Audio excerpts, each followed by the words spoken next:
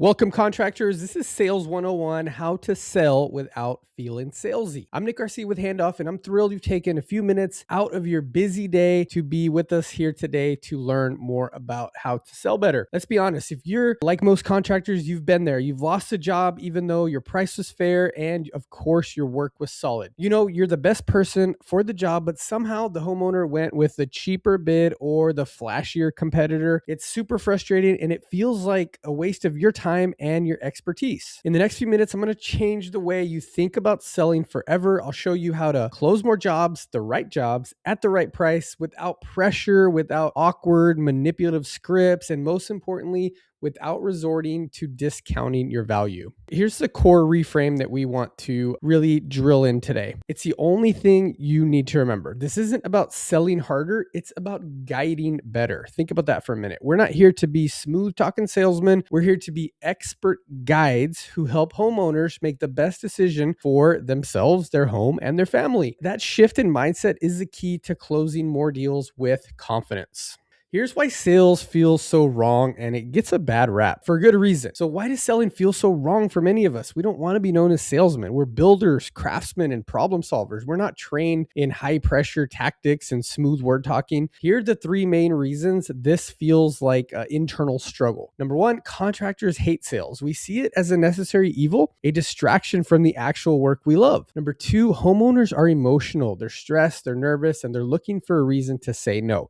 We're good about dealing with that, but when it comes to the sales part of it, we have a little bit of a disconnect. And three, no one wants to feel or be pushy. You'd rather lose the job than lose your self-respect, right? But here is a critical distinction that changes everything. This is the key thing to remember. Homeowners don't hate being sold. They hate being rushed into uncertainty. That is a big statement right there. Think about it. When a homeowner says, I need to think about it, they aren't saying, I don't like you. They are saying, I am uncertain about something and I need to process the risk. The pressure you feel isn't coming from you being a bad salesperson.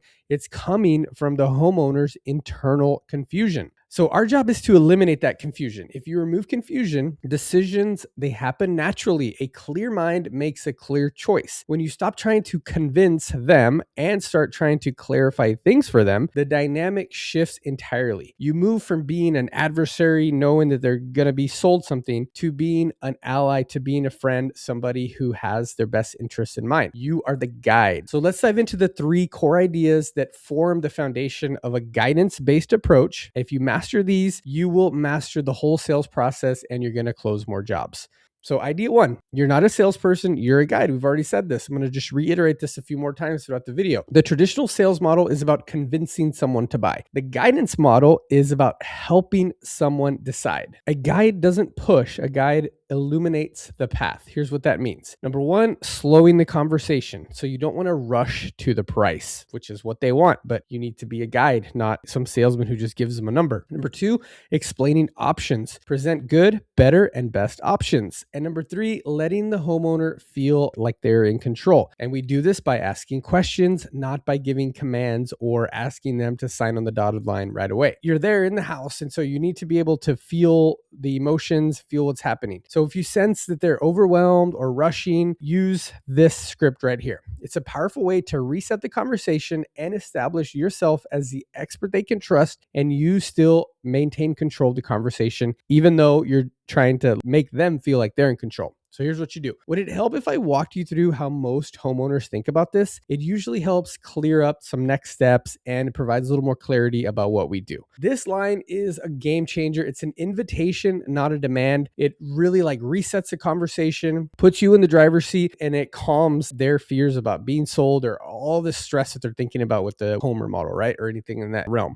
So here's idea two, why homeowners actually hesitate. So we often assume hesitation is about price, but I promise you it's almost never price. I mean, sometimes it is, right? But for the most part, price can be overcome. So it's almost never price, again, that causes this internal hesitation. So there are three big fears, the reason homeowners hesitate. And here they are. Number one, fear of making the wrong choice. Like, did they pick the wrong material, the wrong scope, the wrong contractor? That might be you. This uncertainty keeps them up at night. Fear of hidden costs. What's going to pop up halfway, right? They also have a big fear of regret. Will they hate the color in 6 months? Will the cheaper option fall apart? So they think about making the wrong decision. This goes for even interior designers. My wife is an interior designer and she still struggles with things that we chose down the line when we did a bathroom remodel. So they have this big struggle. So that's on you to try to help with that. Here's a line that addresses this emotional core directly, because most of this is just straight emotion and we need to bring this down. We need to bring the emotion down. So when they look stressed or say they need time or they're struggling with something, you know that it's based on fear now. So use this line. Totally normal to pause here. This is usually the biggest decision in the project. You might have to tailor this and make it feel good in the flow of the conversation or the sales process. But that line alone or version of it does 3 things almost instantly. Number 1, it lowers defenses. The other big thing, well, with lower defenses, you're validating their feelings, right? So you're not just totally dismissing what they say. The other thing it does, it builds trust. You actually sound like a human and not like a total robot. And then last, it keeps the conversation open. This is really important because they need to feel safe, especially with big projects or projects where the homeowner's cash is tight. They need to feel safe to tell you how they're feeling and any like hesitations that they have.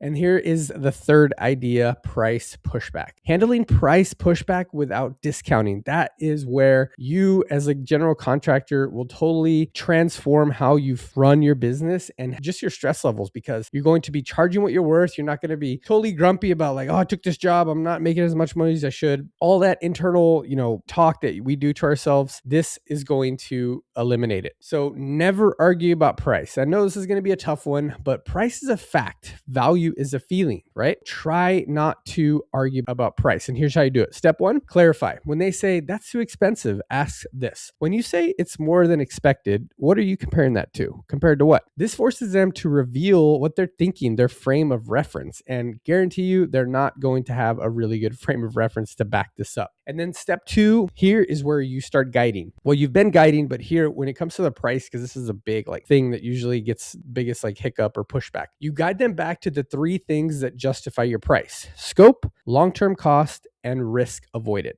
Remember this mantra: you don't lower price to close deals, you raise clarity. So step number 1, first, clarify. When they say that's too expensive, ask this. When you say it's more than expected or more than you thought, what are you comparing this to? Compared to what? This forces them to reveal their frame of reference. Then step number 2, you guide. You guide them back to the 3 things that justify your price. The scope. So what are we including that others aren't? How are you raising your perception of value? Long-term cost. What does this save them in maintenance or energy, or what type of value are you adding to their house over the next 10 years, 5 years, whatever? And then risk avoided. The peace of mind from you being a professional, you're insured, you're guaranteeing the work, you're guiding them to choose higher finish outs, anything that you can think of that will help them deal with the risk of paying more than they expected will help with this cause, right? So let's go over some real world scripts here. So I want to put these ideas into action with the 3 most common objections you hear on the job site. We'll walk through the script and, more importantly, the one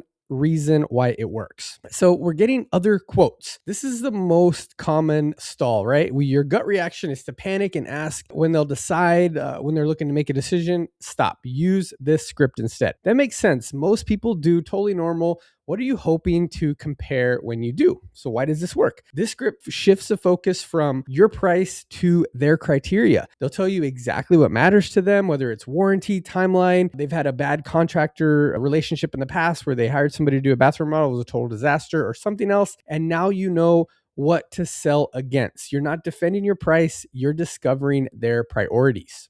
Next objection, we need to think about it. This is a classic I'm confused signal. Your gut reaction is to ask, what do you need to think about? But that sounds super aggressive. You're not validating their fears and their feelings. Here's what you say. Of course you do. This is totally normal. But before you do, is there anything that still feels unclear about the process, the materials, the timeline, the price? How can I help clarify something? So why does this work? It's pretty obvious. It gives them a safe, structured way to voice their hidden fears, because fear is the reason behind all of these objections. They will almost always point to one of the 3 fears that we've discussed. Question about the process. So this is like fear about hidden costs. Question about the materials, fear of making the wrong choice. A question about the timeline, which is rooted in fear of regret. The other big one, right? Can you discount? Maybe they have a frame of reference where like they've already gotten another quote that's significantly lower. Even if they didn't, a lot of people will ask for the discount. So this is a scenario. Can you do it cheaper? Now, before I go over the script that I have for you, I want to tell you one that I heard recently from Alex Hormozy. If you haven't heard of him, go watch his videos. He is like a mega entrepreneur. And when he got the objection, can you do it cheaper? His response was, I can do it for more. And they shared a laugh and they moved on, right? I've tried it a couple of times, but at the end of the day, you got to kind of answer the question. So here's what you do. This cheaper, it's a pushback. Do not defend your price. Do not discount. This is where most contractors panic and pull the discount card. Stop. Here's what you say. I could remove things, but I don't want to solve the wrong problem. What's driving the budget concern right now? Why does this work? This is really cool, right? So it reframes the conversation from price to problem solving. You're positioning yourself as the expert who protects the project's integrity, not somebody who caves under pressure. You invite them to discuss the budget constraints, a problem you can actually solve. You avoid the trap of discounting, which sacrifices quality, your margins, and your sanity. And you establish yourself as a trusted advisor. This is what this new non-traditional sales is all about. So by asking what's driving the budget concern, you give them a chance to explain the real concern, fear, issue. Maybe they have a genuine constraint. Maybe they're testing you. Either way, you've shifted from defending to guiding, right? It's super powerful to do that. So we've covered a lot of ground in a short period of time. I've given you the 3 biggest objections and hopefully a way to help deal with those. The biggest takeaway here is you have the mindset and the scripts, but here's the reality. Remembering this stuff in the moment is the hardest part. You're standing in the kitchen, the homeowner's stressed, you're trying to remember the exact phrasing. You need a cheat sheet. We put together a free download, a contractor sales scripts objection, just a sales checklist. It covers everything. You can download it. You don't have to continue watching this videos and all that type of stuff. You have something of reference so you can just go back to. It's easy, exact objections, checklist of what to cover during the whole sales process. I want to position this as just a job site reference. It's not a sales course, right? So just grab your checklist. There'll be a link in the description or the first comment, just something for you to download to your computer or your phone, and you can just kind of go through it. Just read it right before you go into the house for your walkthrough, for your meeting, and you're going to be a lot more confident. So speaking of confidence, confidence comes from clarity. So just to wrap this up, I want to bring you back to the core idea of confidence. You don't need to be smooth, talking smoother. You don't need to talk more. Actually, you need to listen more. You certainly don't need to discount your hard-earned expertise. And we all know that you work hard and you need to be paid for it. Your confidence comes from clarity. When you're clear in your process, clear in your value, and clear on the homeowner's underlying fears, you can stand firm on your price and your process. You become the rock that they need in a sea of uncertainty. The world of construction, people have bad experiences. Calm those fears.